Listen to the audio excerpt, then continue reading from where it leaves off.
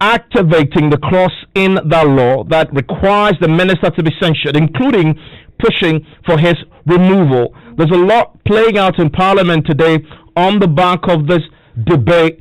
Part of the debate surrounding the mid-year budget review, which culminated today in this demand by the minority that the law should be respected, including the provisions that prescribes sanctions for a finance minister who superintends a deficit beyond 5%. I want you to listen to Harun Idrisu, who had been making the point on the floor of Parliament today. He is the minority leader. Speaker, respectively, let me refer you to paragraph 438. Unthinkable and unimaginable. Instead of doing what is needful under the Public Financial Management Act, the minister is coming for what he calls, and I quote, Mr. Speaker, from development thus far, it is clear that the fiscal rules of a deficit not exceeding 5% of GDP and a positive primary balance enshrined in the Fiscal Responsibility Act 2018, Act 982, are neither feasible nor attainable. When? Is it only for 2020 or is it only for 2020 or 2019, 2018, 2017? Were we within the regime of fiscal deficit? What he himself said in the law was that if he exceeds the fiscal deficit of 5%, he will go home and that he should be sanctioned. So to evade the sanctions, he has come that Parliament should suspend the law. We will not suspend the law. He will undergo the sanctions spelled out in the Fiscal Responsibility Act. He defined it for himself. He defined it for himself under the Fiscal Responsibility Act. It provided room. Mr. Speaker, he himself accepted fiscal responsibility. And Mr. Speaker, we kept arguing that the best in terms of fiscal management and fiscal legislation was what the NDC under President Mahama bequeathed, the Public Financial Management Act. Now today you are coming for suspension of fiscal rules. Which fiscal rules? In any case, Parliament, do suspend your laws. Do suspend laws. You come and lay a paper for suspension of Fiscal Responsibility Act. If you are coming for a review of the law, come for it. You want an amendment of the law, come for it. Because the law was definite. The law was definite. The law was definite. So, Mr. Speaker, so when the choir master says that he has breached his own 5% rules, he is a candidate, a potential candidate for sanctions under the Fiscal Responsibility Act. And we will accordingly sanction him in accordance with the law. That is what this House should do. So what are the sanctions Harun Idrisu is talking about? When we got is Act 982, and I read, vote of censure. Parliament may, in accordance with Article 82 of the Constitution, pass a vote of censure on the minister where the minister breaches Section 2 by more than 1 percentage point. The deficit is more than that. He is a probable candidate for censure and not a candidate for suspension of our rules. We will not suspend rules because of the convenience of the Honorable Ken Ofori-Atta. That is not acceptable. Well, my colleague Joseph Akabli is with me, just picked up a copy of that particular act. Also on the telephone line with me is the chairman of the Finance Committee in Parliament, Dr. Marcus Sibeyebwa. Doc, thank you for your time here on Top Story. Yeah, good evening. I'm grateful that you could join me. My colleague Joseph Okugato, just to give us some context to this, will also explain to me what happened in Parliament shortly. But it's interesting, Joseph Akabli, what the law says. Let's understand first. Does the law allow for a suspension of the provisions of the Act?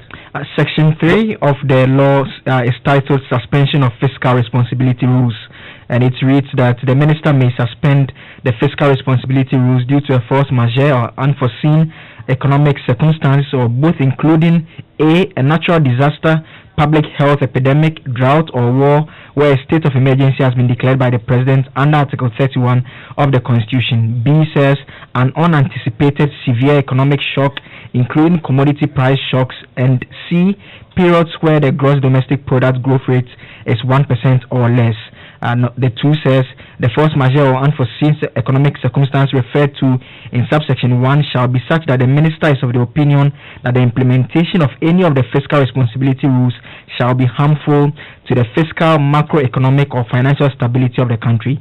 The 3 here, Evans says, where the minister in accordance with subsection 1 suspends the fiscal responsibility rules, the minister shall within 30 days present before Parliament for approval A, facts and circumstances for the suspension of the set of fiscal responsibility rules in a given financial year.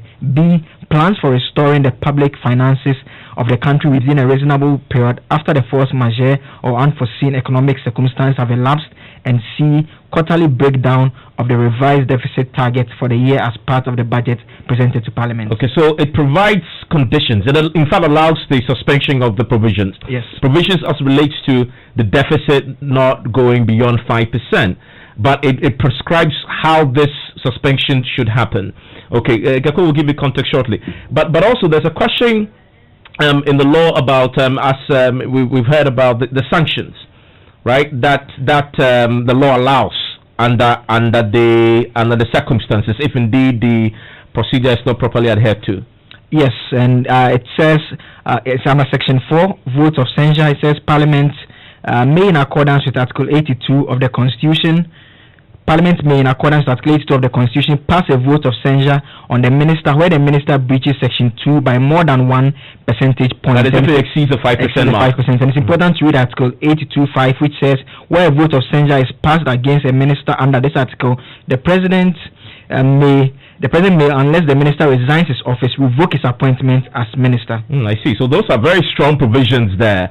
But the finance minister himself has responded to this, and he's taken cover under the Act of God force majeure provisions to ask for the suspension of this particular law. So really for us, there's a lot of excitement as to how we can create an environment for entrepreneurship in a very stable macroeconomic era. So that's what we look forward to. So the breach of the Fiscal Responsibility Act, have been avoided in any way? If you read the Act, it says what? Catastrophe, force majeure. Are you suggesting I could have prevented the pandemic? I'm just asking. They think you could have cut other expenditures. I could have avoided I could have avoided oil prices. And then what would when you look at the care and the CAP program, what did we spend the money on? The lockdown period, the average Ghanaian not being able to access food, lifeline, electricity. The issue of governance is to make sure that you keep your people alive. It's very easy to say cut it out until you see people on the street. This is a government that cares and will not compromise the lives of our people in any way. So that is Ken, of course, the Finance Minister, Ken Ofori-Atta. Let's speak to Dr. Mark Asiberiba. Doc, so the Finance Minister, has he submitted an official request to Parliament as prescribed by the law, as you've just stated and read, for a formal process leading to the suspension of this provision? Yes, on today's order paper, item 5 on page 3 of today's order paper, it's a request by the Minister for Finance for the suspension of the fiscal responsibility rules for the 2020 financial year. As a matter of fact, a parliamentary memorandum has been submitted to Parliament. I have a copy with me here. It's a 12-page document signed by the Minister for Finance requesting for the suspension of the rules for the 2020 financial year. The paper was laid in Parliament today, and it has been referred to the Finance Committee for consideration and report. As a matter of fact, the Finance Committee has taken a meeting with the Ministry of Finance 2 p.m. tomorrow. On this particular matter, in further in the course of suspending this, so you can understand the processes. Was that that the purpose of the meeting? In section 3.3 of the law, which your colleague read, where the minister suspends the rules. The minister shall within 30 days present before Parliament the facts and circumstances for the suspension, plans for restoring public finances within a reasonable period, quarterly breakdown of revised targets. So in the 12-page document submitted to us, I see a comprehensive detail of all these matters. But we have to peruse the matters and then report back to the House. So the request for the suspension has to be approved by Parliament. And so the minority leader is running ahead of himself. So there's a request for Parliament to suspend the fiscal responsibility. And as a matter of fact, he went to 4, asking for a vote of censure. But before 4, section 4 of the law is section 3, which says you can suspend the fiscal responsibility. So that's where we are. So tomorrow... But his fundamental argument is that the minister had already breached this provision before activating the process to get Parliament's involvement in the suspension. So if you would take time yourself and look at 982, it says the overall fiscal balance for each year, end year, okay?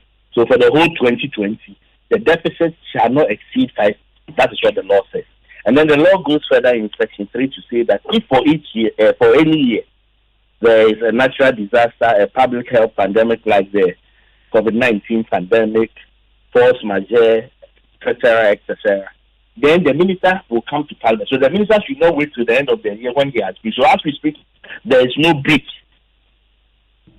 Okay, let me bring in your colleague, Inusa Fuseni, who of course is the ranking on the Constitutional Legal Affairs Committee in Parliament. Mr. Fuseni, so the law is clear, the minister can suspend the fiscal responsibility rules. So why is the minority insisting that he be sanctioned when the law gives him the power to do so? Of course, once the processes that he has started today have been adhered to. Thank you so very much for this opportunity.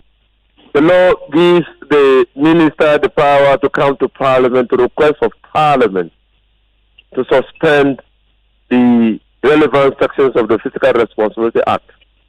The law doesn't vest in the minister the power to so suspend them himself, breach the act, and come for an ex facto rationalization of the breach. That power is not in the act. Okay, but if I read the clause 3 of the act, it says where the minister, in accordance with section 1, and section 1 allows him to suspends the fiscal responsibility rules, the minister shall within 30 days.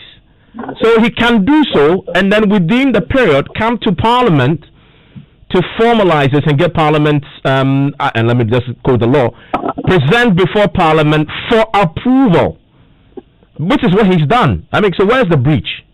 Oh, you know, when the president, the finance minister went to the Bank of Ghana to take the money, 10 billion Ghana cedis. Okay, what significance is that to this? But this is what is adding to the deficit. Is that a breach of the responsibility, fiscal responsibility act? It's not only a breach of the fiscal responsibility act, it's also a breach of the Bank of Ghana Act. But the most important thing is that when the minister so desires to suspend, he must inform the House. Yes, which is what he's done today. But that is ex facto. 1 month has passed. The time limited for him to inform the House has passed. Oh, I get your point. So your point is that you inform the House at any time. The law gives you a time limit for us to either approve or reject. He has already done that. So even if we reject it, what will be the consequences? What will be the end effect? That's what we are saying. You don't breach laws with impunity, then come for ex facto rationalization and justification. You don't do that. That is not what good and effective democracies do. You don't do that. And then we labored, and like I said yesterday, we labored in the night. Up to about 12 o'clock in the night, wee hours of the next day, to pass the Fiscal Responsibility Act and said that he must keep the deficit below 5%. He still breached the deficit. But Mr. Fusoni, so if this comes down to the 30-day injunction that the law prescribes, then you have to provide evidence that he's exceeded that time. In fact, today is the 29th of July. When did he actually breach this? Well, I have said that yesterday I drew his attention. Today the minority leader drew his attention to the fact that a breach of the law has consequences. We are clear in our minds that the minister has breached the law. Yeah, but you haven't proven that. You haven't given the evidence to suggest I don't think that we need to prove that on radio, do we? No, but you make the point in public. We make the point in public to show you that the minister is conducting himself in a manner that is likely to bring him within the sanctions regime of the Fiscal Responsibility Act. Yeah, but once you make the point in public, you must provide the evidence in public. The forum must remain the same. I don't know that we have to change the public into the discussion to a court of public opinion. No, but you're making a point about the minister breaching the law. We just need to point out clearly that the minister, we have a Fiscal Responsibility Act. That the Fiscal Responsibility Act establishes a threshold. That the Minister of Finance cannot breach the threshold unless in certain conditions, under certain conditions. And that when he decides, when in his judgment or opinion, there is need for him to breach the threshold, he has to come to Parliament within 30 days after that judgment to inform the House for approval. It is our view that if he has to breach the provisions, he doesn't have to breach the provisions and come to Parliament within 1 month after breaching the provisions. It is our contention that when the minister wants to breach the provisions, he must come to Parliament for approval to breach the provisions within 1 month. If he so breaches and comes for approval and we disapprove, what then becomes of it? Okay, but that circles back to the initial question. You must first make the case that in fact he has breached. And the argument you've made rests on the 30-day period the law prescribes. But that's why I'm keep on asking the question, when did he breach? And you can calculate and make the point that he in fact has. Well, we are so clear in our mind that he has breached. And we are clear in our mind that he has breached more than 30 days, even if you read the law to say that he must breach before he comes for approval. We are clear in our minds that he has breached more than 30 days. Mind you, 30 days, 30 clear days.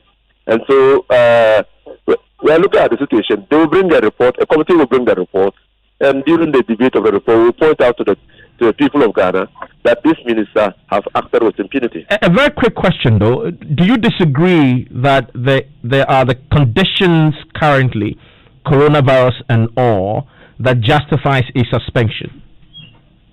Coronavirus cannot be used as a justification for breaching our laws with impunity. But the law says force majeure. Definitely, coronavirus is one of those. Well, if coronavirus is force majeure, you must take steps to ensure that you comply with the law before you breach it. Dr. Sibayebwa, so there you have it. The minority is very certain the law has been breached. Evans, I haven't seen my good friend, the Honorable Minister Fuseni, struggle like this before. The way we were going at that was most unfair, because clearly he says the minister breached this a long time ago. He's unable to tell us when the breach occurred. If there has been any breach, then that would have been when the minister submitted the mid-year budget review on the 23rd of July. That was the first time he informed the House that he was suspending the rules. So if that's the case, then 6 days later, today, 29th, he submitted a request to Parliament for approval. So wherein lies the breach? I think there's much ado about nothing. And if anybody has concerns, they have the opportunity to come to the committee tomorrow, and also the debate that ensues thereafter in the plenary. Dr. Sibayebwa, thank you very much. Mr. Nusa Fuseni, the minority leader was clear today that we are pushing for the censure, right? But the censure means that the minister possibly will lose his job. Isn't it an exercise in futility to expect that the Minister of Finance will lose his job because of an alleged breach?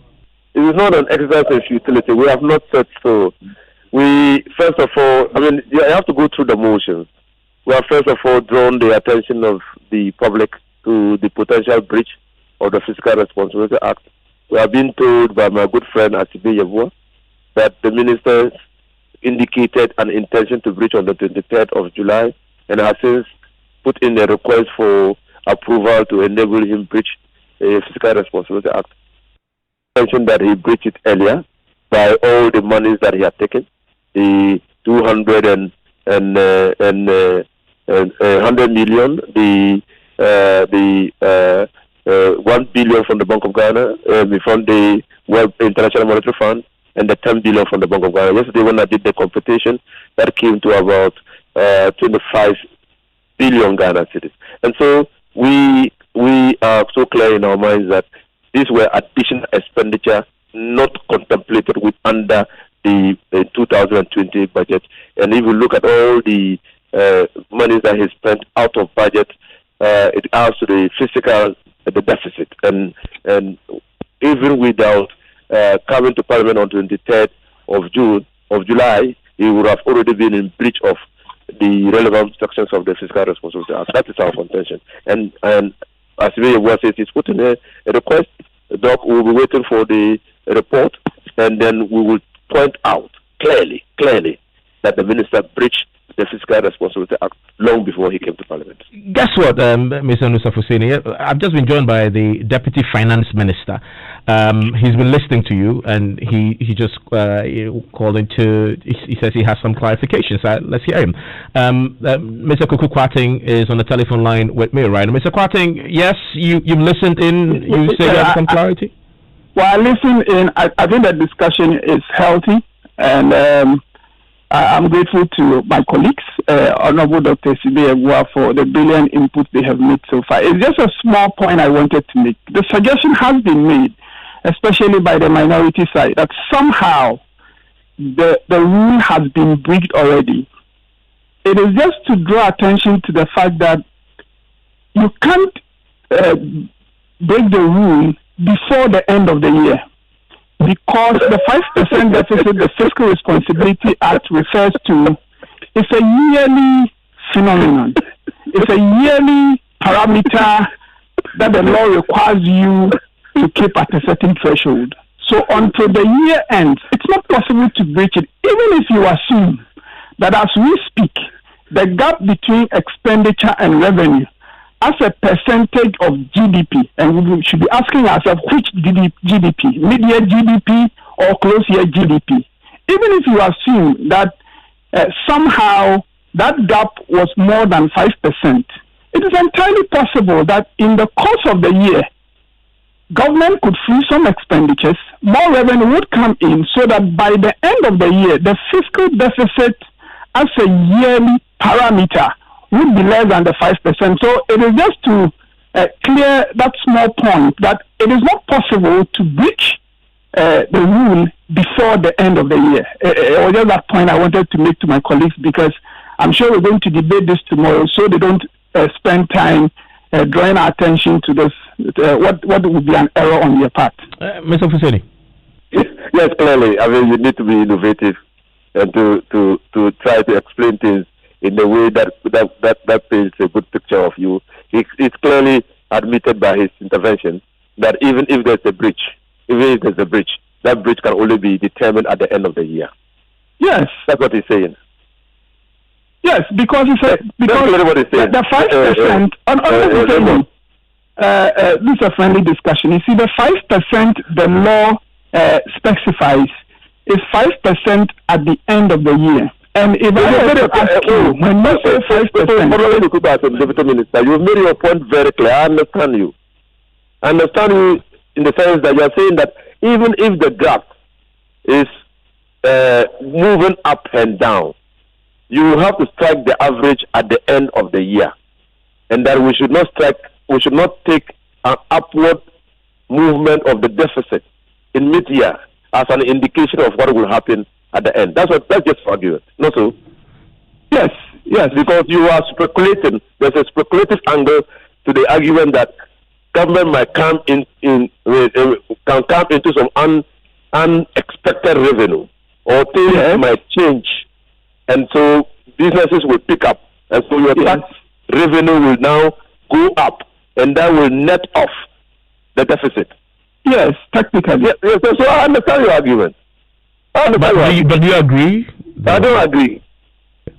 Because even now they are looking for 11 more billion to add to the expenditure. 11.8 billion.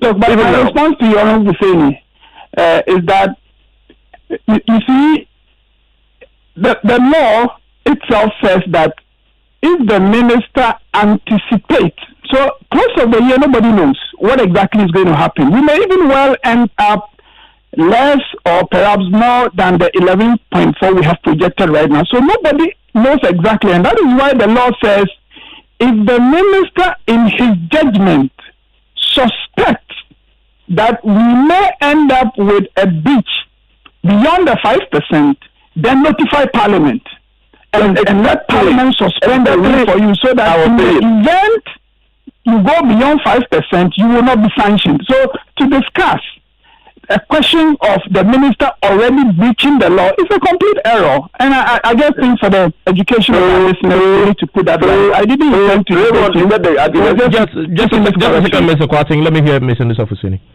You get the argument. I was at pains in pointing out to you that we have seen a breach and we are raising the red flag. They are saying, oh yes, there might be a breach now, but we think that getting to the end of the year, things will normalize, and then we might stay beyond. We must stay within the 5%.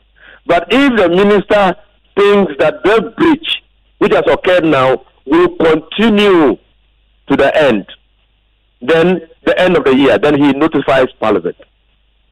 No, that's the argument. No, it may even be that at any point in the course of the year, you understand. We are not saying that there is. Mr. Kwarteng, just a second. Mr. Kwarteng, just a second. Yes, Mr. We are not saying that there's no breach. We are not also saying that the year has ended.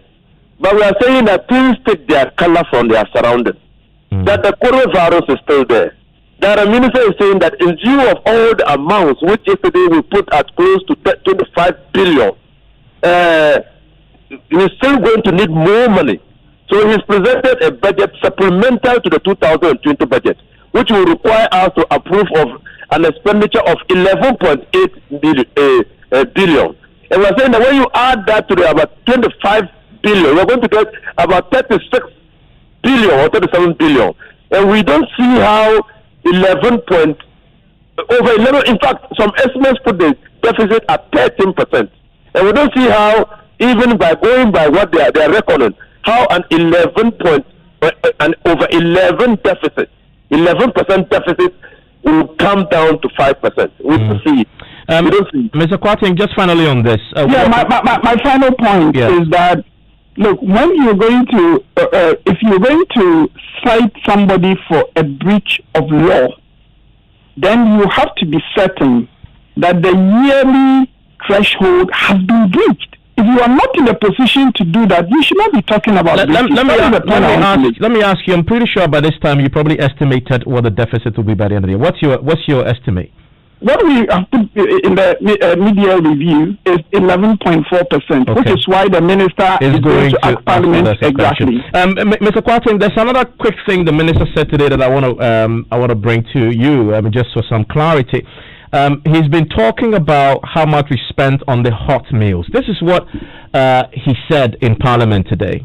It is truly unfortunate that an attempt has been made to politicize the issue of providing food for our brothers and sisters in need during the lockdown period. It is also unfortunate that the impression has been created that the total amount of 54 million Ghana cedis was used for only hot meals over these 3 weeks of a lockdown period. Mr. Speaker, permit me to provide some clarification on the issue. We estimated we need an amount of approximately 40 million to provide hot meals to the vulnerable at 5 cedis a pack during the lockdown period. However, out of this estimated amount, we spent some 12 million on hot meals, including the cost of distribution. Mr. Speaker, government budgeted 40.3 million for basic and cooked food items. We spent 42.2 million. There's this 12 million spent on hot meals, with the 42 million spent on uncooked food items. That gave the total of 54 million as stated in the media review. Mr. Speaker, the 12.1 million for hot meals fed over 150,000 people during the lockdown, including the cost of transportation and other operational costs. Mr. Speaker, our program to support small businesses is very much on course. So, Mr. Kwarteng, he explains there that you spent 12 million on the hot meals, an additional 40 plus million on uncooked food. Correct? Yes, you're right. Okay. I mean, but if you read the statement he read to Parliament, I want to quote exactly what he said, and this is paragraph 146. Mr. Speaker, the support to households in terms of supply of dry food packs and hot cooked meals cost government 54.3 million to enable them mitigate the impact of the pandemic. Yes, exactly. So what you're saying that when he refers to dry food packs, he was talking about uncooked meals, which uncooked meals. But you know, these the text of these documents are written by human beings, and so if at all your interpretation of what was presented in the media review and supplementary budget was does not reflect what the minister says today, you can look at the figures and see whether this is a truthful account. What the minister said was quite straightforward. There's hot meals cooked already, distributed, but there's also uncooked food that was procured by the buffer stock company and was distributed through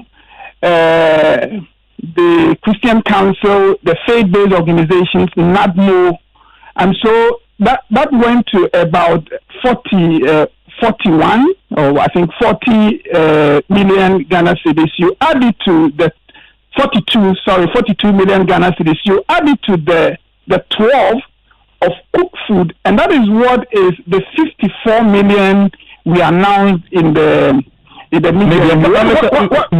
What we found unfortunate was the miscommunication or the misinformation that somehow the entire 54 covered cooked meals which we distributed. But Mr. Kwarteng, isn't that the ministry's problem? You created that problem, and I just read the way the minister articulated it. He says he's not provided a detailed breakdown, but you say in terms of supply of dry food packs and hot cooked meals, cost government for 54.3 million. There was no disaggregation of the figures.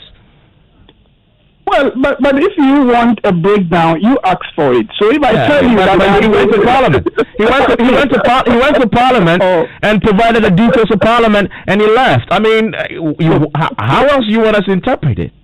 Look, even for the 12 million that was spent on cooked food, you could still break it down. Which one was rice? Which one was banco? So you can always break information down. That's not our job. Let me concede that. Look, what I'm saying is that you put the dry food packs and the cooked food together, it is 54.3. That is an accurate representation of figures. What you are telling me now, that you should have gone into further detail. Today, the minister has provided more information. Who knows? Tomorrow, somebody may well come and say, even the 42 million that procured uncooked food, we want further breakdown. What went to NADBO? You can always break information. I don't fault you for wanting more details, but the impression must not be created that somehow either information was withheld or there was a deliberate attempt to mislead. I'm happy the minister clarified that today. It seems to me that the clarification is clear to you. If people want further breakdown, we're happy to provide it to the extent that we have it. I just heard to him to say that it has been politicized when the details he provided lacked clarity. Well, when he said it was politicized, I do not think the minister was necessarily referring to the figures. Don't forget that when that the food was distributed, we had a member of parliament go out to say that it was being given to only people with NPP cards. I don't know how that was going to be possible. Do you not consider that to be politicization? Yeah, okay. I mean, just a second. Mr. Fuseni, your reaction to this. Were you happy with the breakdown you got now? Did it satisfy your curiosity? Well, when the minister read the media review in Parliament and mentioned 54 as cost of feeding, in the first place, we didn't provide 54 for feeding. So I was shocked. I was surprised. I thought it was expenditure out of budget. And then the fact that that amount had been used to feed people. Now, I just said the minister is one of quoting the Bible. I just asked myself, why Jesus Christ fed multitudes of people with 6 loaves of bread? And you are going to use 54 million for, in fact, the lockdown was for a period of 1 day, 1 week for the time that we approved of the money. And not 3 weeks, 1 week. It was 1 week, exactly 1 week that the lockdown was removed. And so if the feeding continued after the lockdown was was eased, and that's another matter. But it is not true to say that the lockdown was in place for 3 months during the time that the feeding took place. It was just 1 week. Okay, so happy with the breakdown you got today? Well, we are still going to interrogate the figures. Okay. We are still going to interrogate the figures. I'm grateful. That is Inusa Fuseni. He's a ranking on the Constitutional Legal Affairs Committee. He had the Deputy Finance Minister, Mr. Kuku Kwarteng. What do you make of this? It's been a very controversial subject, how much government spent on hot meals. The Finance Minister has broken it down. You've had the Debt Finance Minister even break it down further. 0244340437. John, with your comments on this here on news. Now, still, I had here spare parts dealers in Abosokai clash with the Nigerian counterparts vowing to keep their shops locked as they accuse them of taking over their businesses. What we started yesterday night is just flaxing, just small of what we intend to do. If they fail to come to our aid and they allow the foreigners to open their shop, they'll hear from us. But this time, the Nigerians are not backing down. And I'm ready now to die. Let them come and kill me. This is my shop. I have been here for about 25 years. And I'm ready now to face them. Who are there? Let them come. We'll hear from both sides and speak to the Traders Committee in Parliament on the implications of the rising tensions between the traders. Also tonight, Ashanti Region Police begin investigations into incidents involving MPP sympathizers allegedly pulling a gun at the registration center at Ababo number 1. Since morning, we have instituted investigations into the videos, and we have invited the police officer to come and assist us. We will also hear from the police as well as MP for the area, Muntaka Mubarak, as he accuses the Electoral Commission of unfairness in scheduling registrations on Eid al-Adha holiday for Muslims. The letter now come back and change its start of the second phase that was jumped from 1st to 21st. And I thought that this is the biggest affront to the dignity of Muslim community in our country. Also ahead, President Akufo-Addo cut sword for $30 million Yendi water supply project. We will bring you details as residents of Damongo share their source of water with animals. Ghana's presidents are there learning how to access for water, and we are all going to write the same exams. That's why we always be showing. The water problem in Damongo here is very serious. Stay with us for all that and more right after the break.